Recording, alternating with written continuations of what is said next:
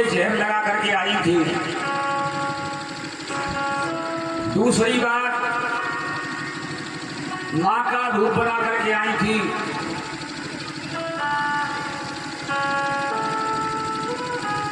तीसरी बात कि ये मुझको स्तनपान कराएगी तो जहर कड़वा होता है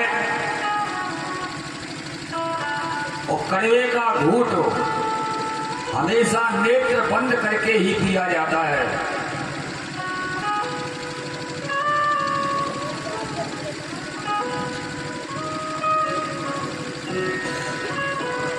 नहीं मालूम हो तो ये जो दारू पीते हैं ना, उनको मालूम होगी कि मुख में देते ही तुरंत उनके लिए नमकीन वगैरह कोई ऐसी चीज चाहिए उसके सारे से भीतर चली जाए। कड़वा घूंट लेते ही आंख बंद हो जाती है और जब दबा देते हैं तो मैया भी कहती है कि बेटा ने आंख बंद करके पी जाओ।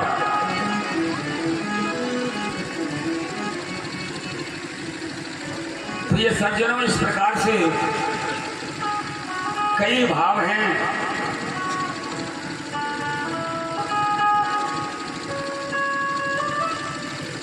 लाला ने पूतना को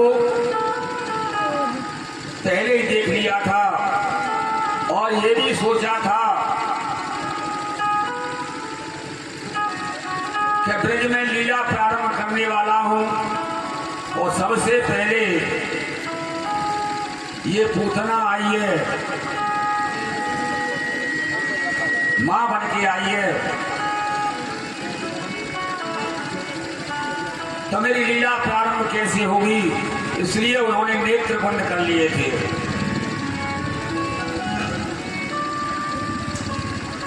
पूतना ने लाला को गोदी में उठा लिया।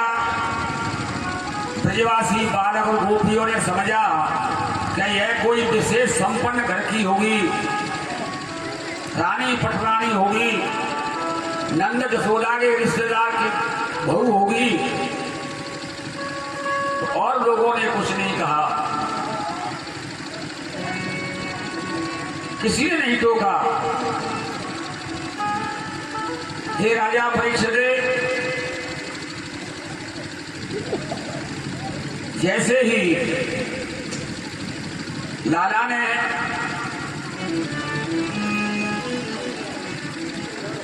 पूतना के दोनों स्तनों को पकड़ा, अपने स्तन पूतना मुख में देने लगी,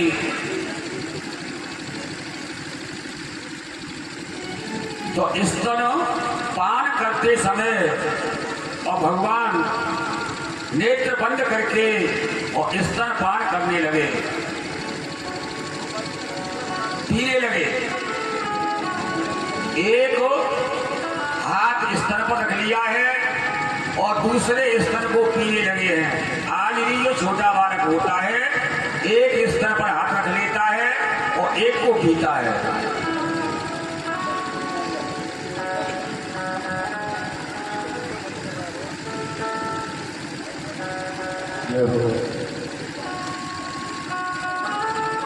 हमारे बीच में शास्त्री महाराज वीरपुर वाले पधारे हुए हैं और हम उनका व्यासपीठ से सम्मान करते हुए हैं। एक बार सभी भक्तों के लिए जोरदार बोलिए बालकृष्ण भगवान की जय हो। तो भगवान कृष्ण क्या करने लगे कि लागे पियन कृष्ण कवि जोरा, लागी गरन छोड़ा श्री राम जय राम जय राम, श्री राम जय राम जय राम। लागे पियन कृष्ण कवि जोरा, लागी गरन छोड़ा श्री राम जय राम जय राम, श्री राम जय राम जय राम। लागे पियन कृष्ण कर जोड़ा, कृष्ण भगवान जोर से पीने लगे और भगवान ने ऐसी चुस्की मारी कि लागी कर्ण छुड़ावत सोरा। बात चुस्की के मारे और पूतना कहने लगी छोड़, अरे छोड़, मेरे प्राण निकलते जा रहे हैं। सामंचलावती प्रभाषणी, पूतना कहने लगी छोड़ दो, छोड़ दो। मंच मंच 2 बार कहा। अब तो उसके मर्म स्थल में पीड़ा होने लगी, भगवान ने नहीं छोड़ा।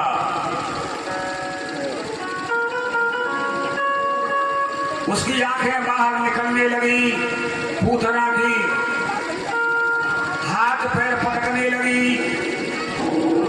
और रोने लगी, पसीना से लथपथ हो गई और बार बार चिल्लाने लगी कि छोड़ दो, छोड़ दो। भगवान कहने लगे पूतना, पहले तो मैं किसी को पकड़ता नहीं हूं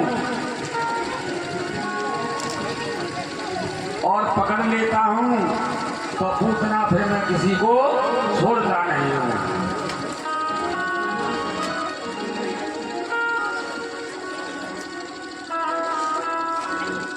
पसीने से लथपथ हो गई, उसके घोर शब्दों से पृथ्वी डगमगाने लगी। अब तो धीरे धीरे जो राक्षसी स्वरूप था वो असली स्वरूप आ गया पूतना का। जो नकली स्वरूप बना करके गई थी वो धीरे धीरे भगवान का हाथ लगते ही और असली स्वरूप आने लग गया। मालूम पड़ गया कि राक्षसी है सबको, लेकिन भगवान ने नहीं छोड़ी। उन्होंने ऐसी चुस्की मारी कि उनके प्राणों को खींच लिया और प्राणांत हो गया। प्रिय सज्जनों, प्राणांत के समय पूतना ऐसे गिरी जैसे इंद्र के वज्र से कट करके और वृत्तासुर गिरा था।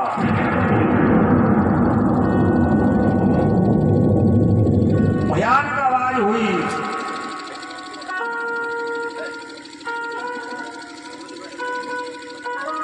भगवान बोले नहीं पूतना,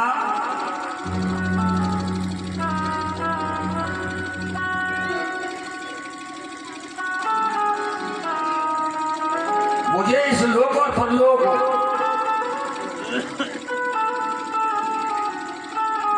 मैं सबसे पहले मैं सृष्टि रचता हूं तो सबसे पहले स्त्री ही मिलती है। राम अवतार में ताड़का मिली और कृष्ण अवतार में पूतना मिली। पूतना ने जब मुंच मुंच 2 बार कहा, इसका भाव है कि पूतना कहने लगी हे प्रभु, मुझे इस लोक और परलोक दोनों से मुक्ति दे दो। भगवान बोले नहीं पूतना, पहले तो मैं किसी को पकड़ता नहीं हूं और जब पकड़ता हूं तो फिर छोड़ता नहीं हूं। हे राजा परीक्षित, पद्मानो देह स्त्री गभ्यो दुरात्मनः। हे राजा परीक्षित, पूतना के शरीर के गिरते समय आश्चर्य की बात तो यह हुई कि उसके शरीर इतना लंबा चौड़ा हो गया कि 6 कोस के बीच में गिरी। इतना लंबा चौड़ा शरीर था और उसके शरीर से 6 कोस के जो पेड़ थे वो पेड़ टूट गए। टूट करके दब करके चूर चूर हो गए। जब भयानक आवाज को सुन करके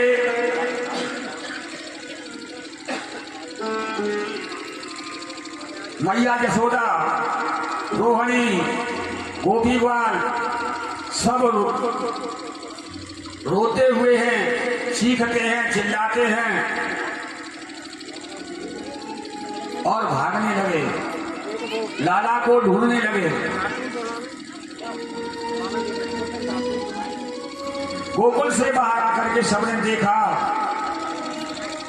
कि न तो ये मालूम पड़ रही थी कि सड़क है कि रास्ता है। सब ब्रजवासी ढूंढ रहे थे और पूतना के ऊपर कहीं चल रहे थे। इतनी लंबी चौड़ी थी सड़क की, सड़क डली। आगे चल करके क्या देखा कि उनके स्तनों का पहाड़ जैसा बना हुआ था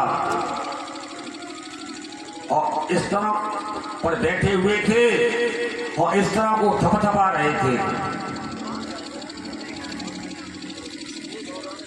किसान शरीर वाली राक्षसी पड़ी थी, उसकी डाल हल्के समान थी,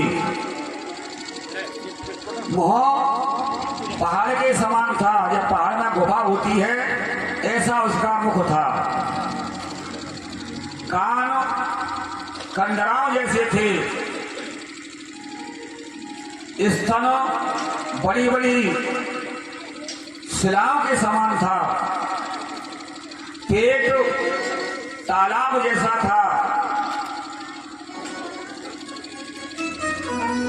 अंधेरे कुएं की तरह ताड़का की आंख थी, जैसे अंधेरा कुआं होता है, इतनी बड़ी आंखें थी।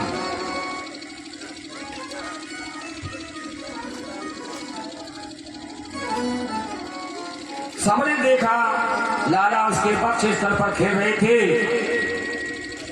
और वहां जाकर के आवाज लगाई कि मैया आपका लाला देखो ये खेल रहा है। अब तो मैया देखकर खेम्बा राक्षसी है, मैया बेहोश हो जाती हुई है। हाय, इससे मेरा लाला कैसे बचा होगा। लाला को गोदी में उठा लिया और गोदी में उठा करके मैया घर लाई। घर ला करके गौशाला में ले गई और गौ के जो खरों की मिट्टी होती है नीचे की, लाला के भय लगाती हुई हैं। गौ मूत्र से स्नान कराती हैं भगवान को। गौ मय से लाला के 12 अंगों में तिलक लगाया गया, करन्यास अरन्यास कराए गए।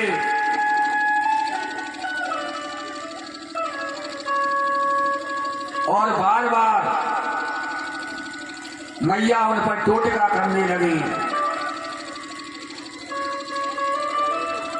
राजा परीक्षित जी कहते हैं सुखदेव जी से, महाराज एक बात बताओ कि ये पूतना कौन थी।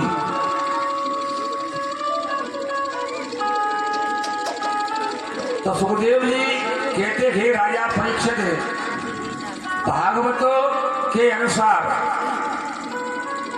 ये दानव राजा बलि की पुत्री रतनमाला थी, जिसने वामन भगवान को अति मनमोहन शिशु जैसा देखकर पुत्र बनाने की ठान ली थी। जब सारा राजपाट ले लिया तब यह सोचा कि ऐसे को तो इस तरह से जहर लगा करके मार दूं। और ये राजा परीक्षित आनंद रामायण के द्वारा यह पूतना निंदक जो रजक था, धोबी द्वापर में रजक बना और मंथरा पूतना बनी थी आनंद रामायण के द्वारा। और आदि पुराणों के द्वारा काल भीरू नामक ऋषि की कन्या महर्षि कक्षवान की पत्नी थी। पति के अन्यत्र स्थान पर जाने पर इसका संबंध एक शूद्र से हो गया था। पता पड़ने पर ऋषि ने राक्षसी होने का श्राप दिया था। पीछे प्रार्थना की, प्रार्थना करने पर भगवान श्री कृष्ण द्वारा तेरा उद्धार हो जाएगा, ये कहा था। हे राजा परीक्षित, गर्ग संहिता के द्वारा बले परम भक्तस्य सुताये वा मनोहरि मनोरथस्तु ते भुवान् मनस्य वरं ददौ। गर्ग संहिता के हिसाब से दानवेंद्र बलि की पुत्री को दूध पीने का और जहर पीने का मन से वरदान दिया था।